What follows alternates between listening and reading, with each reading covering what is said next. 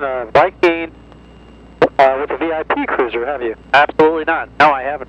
All right, so you'll be my first. Actually, you'll be number 84, but this will be your first in this, so that's cool. Yeah, I'm looking forward to it. I know you fly this airplane a lot, and I enjoy watching your videos, so it's kind of neat to be able to go up and actually experience it firsthand. Oh, thank you, and I'm honored that you trust me enough to fly. Oh, sure. No, I love this airplane. This is a wonderful airplane. Yeah, I can't speak highly enough of this whole setup. And I just love giving rides. Yeah. All right, so what we're going to do here is I'm going to line up. Boerne Stage traffic, terminal 747 Tango, line up and wait. 17, Boerne Stage. I'm going to drop 2 seconds to flaps on this. Stage traffic, evolutions over the field, descending from, where's the other traffic?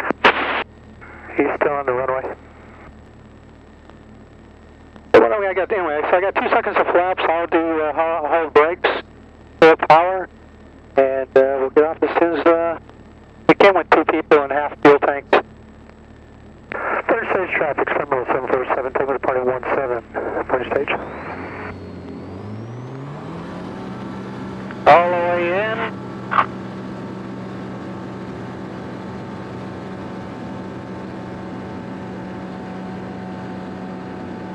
That incoming traffic for the RNAV 17, can you please advise position? And there's all the traffic showing up. 5145 Kilo, currently 8 north. Now the elevation here, density altitude is over 2,000 feet. I'll be looking for the... So we're not going to get the same takeoffs you and I normally get. Right. Well, that's something to have to factor in. 5145, copy. Boerne Stage traffic, Cessna 940, taxi from tail sheds, runway 17, Boerne. Yeah, it seems nice and smooth. The bird runs well. Yeah, it's a Zenith. We find out where we're going to go here. And Boerne Stage traffic, terminal 747 Tango departing, Boerne Stage to the south. So we'll just get a little bit higher, we can play a little bit.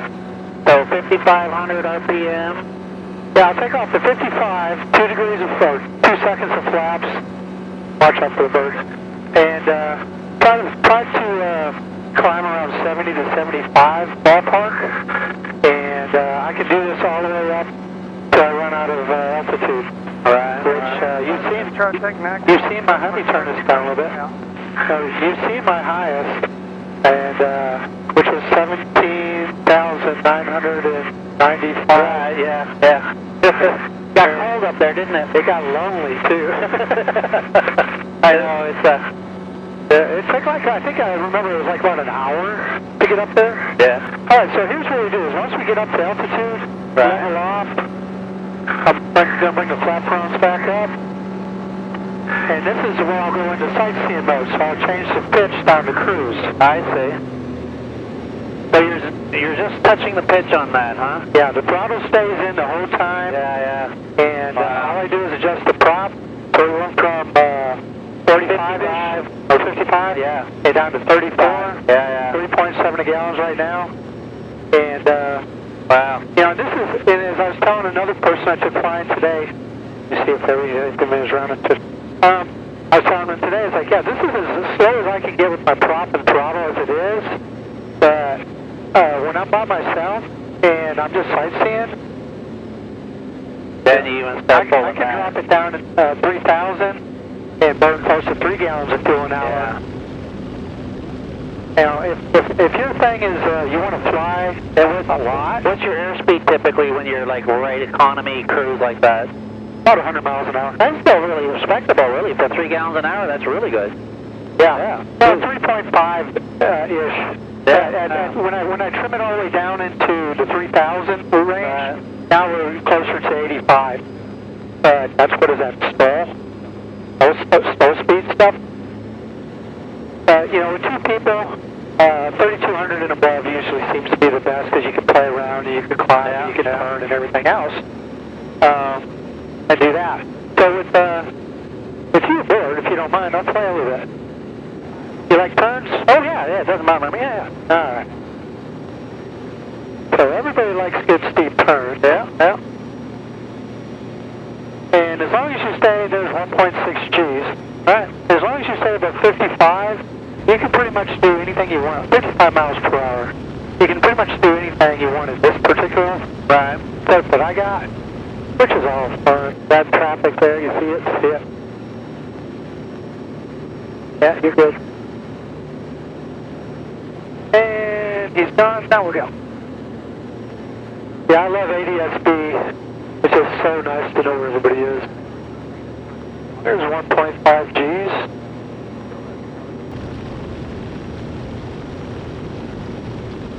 Yeah.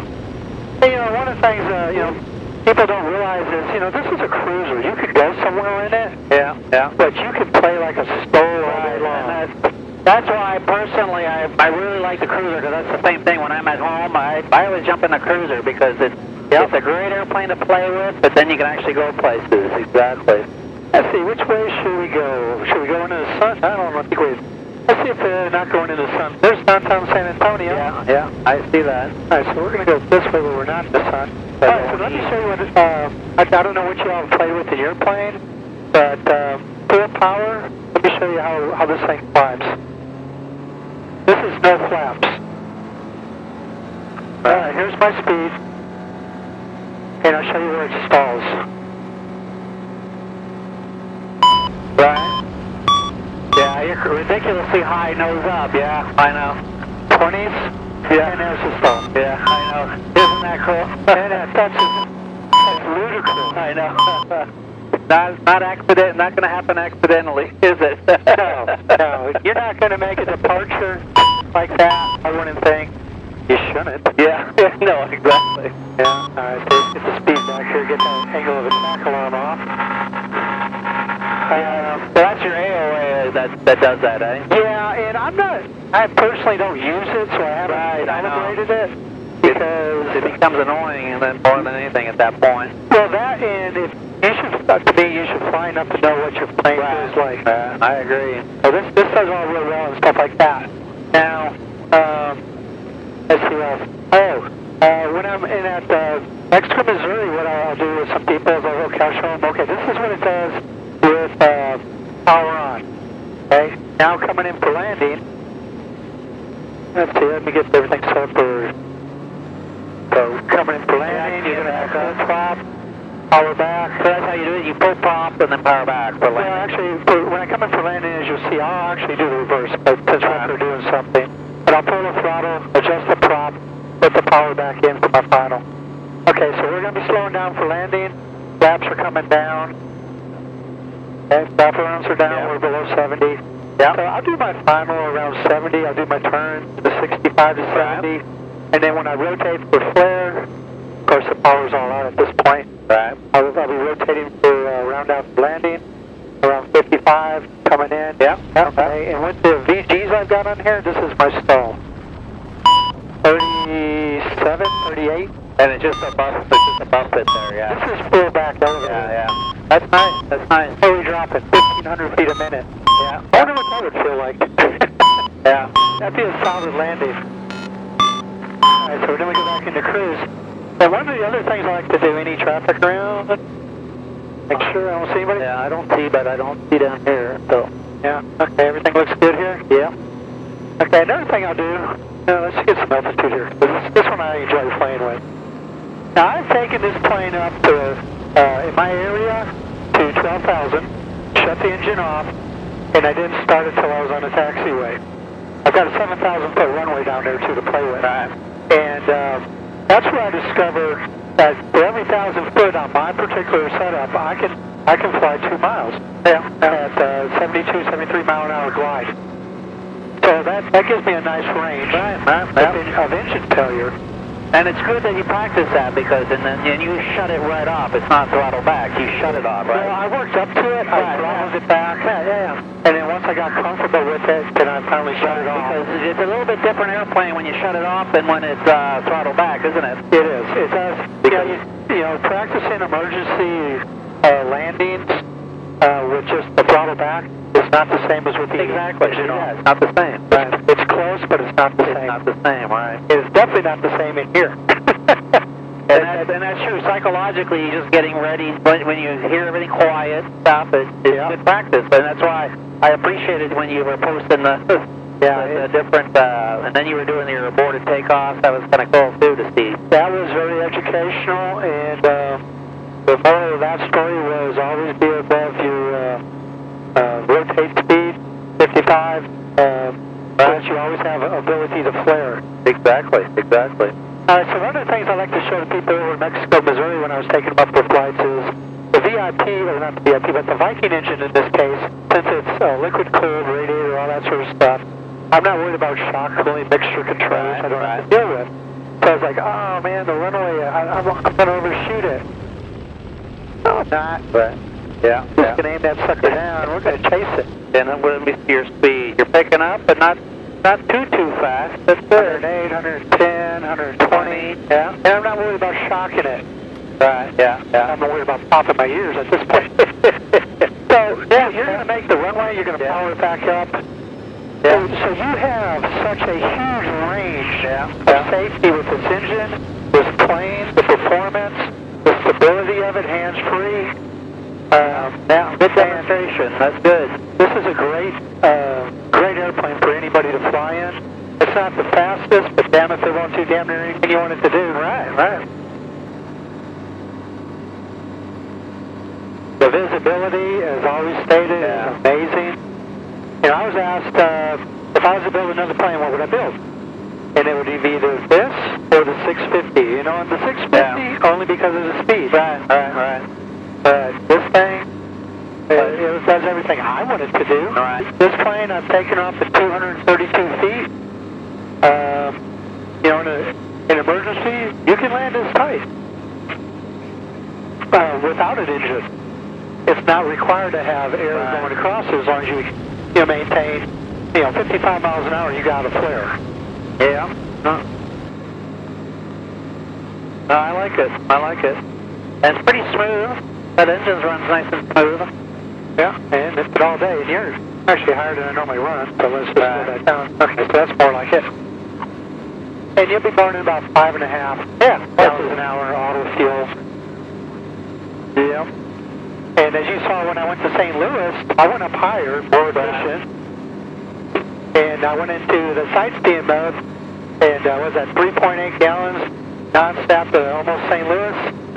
Yeah, that's insane. That was fun. I want to go further. I need extended wing tanks. Maybe one day you guys will make bigger wing tanks. Yeah, well, you can if you want to.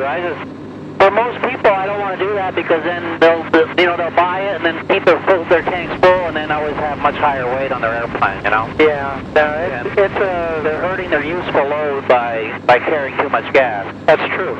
And you don't want to offer something that's not used, that's hurting them more than helping them. Now, in some isolated cases, and I know like with the Alaska pilots and stuff, they want to be able to fly out 2-3 hours and then be able to fly home without having the ability to refuel at their destination. Exactly. And, so that's sometimes, especially on the utility applications, but other than that... That would be my reason as well. I want to be able to fly somewhere and be able to fly back, right? But I don't like using 100 low lead, not only because of the lead, but because of the cost. Cost, right, yeah.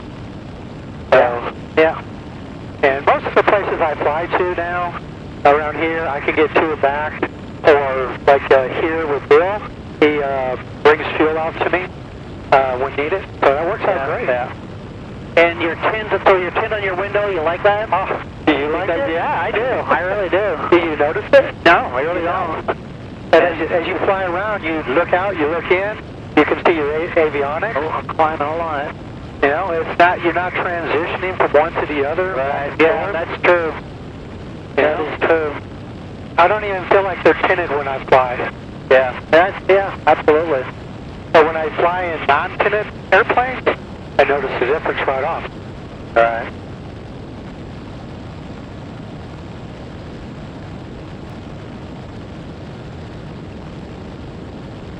There's the airport.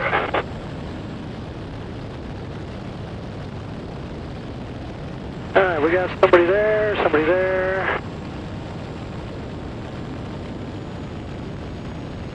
And we'll come over this way. We'll enter on the 45 just because this is kind of an odd airport.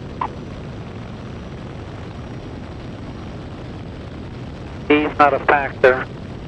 I'm going to catch him. Let's see what we got down there. I just love ADSB. Yeah. Alright, I tell you what, we're going to do something here.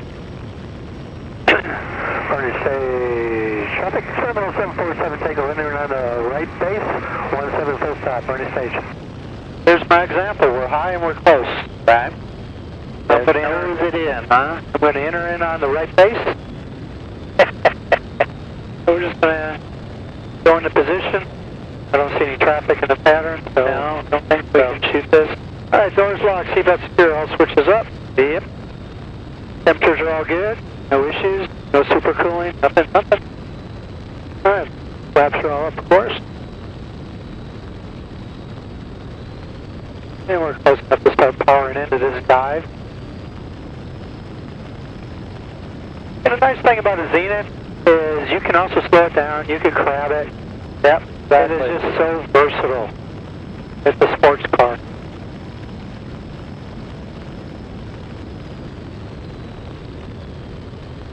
Alright. They're left, they're right. Boerne Stage, traffic terminal 747, turning final, 17, turning. And there's always turbulent over this entrance part here. Yeah, you can always see it on the airplane.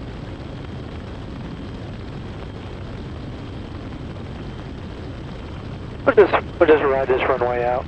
Oh yeah, lots of space.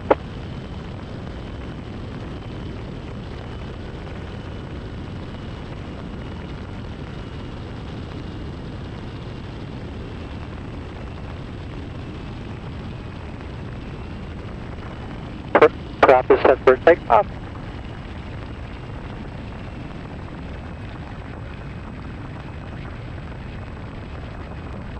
Yeah, nice. Nicely done.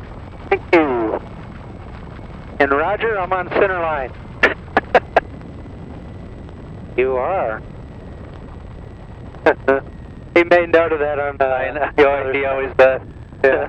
I'm terrible about that. I am too. Although, you know, it's when you appreciate is when you're landing on a runway that's 30 feet wide. That's when you appreciate the ability to, you know, not even think about it, always hit the center. Yes, it's good practice, no doubt. But yeah. Boerne Stage traffic, terminal 747, Tango clear deactive, Boerne Stage. Alright, cool. Yeah, that was great. Turn off the pump, turn off the battery.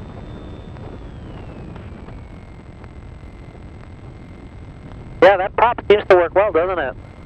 Yeah, it really does. Right. It really does. I would love to try the 150 horsepower. I don't know, maybe one day somebody will put one in a Cruzer and let me fly it. There you go. Or Santa will be good or something.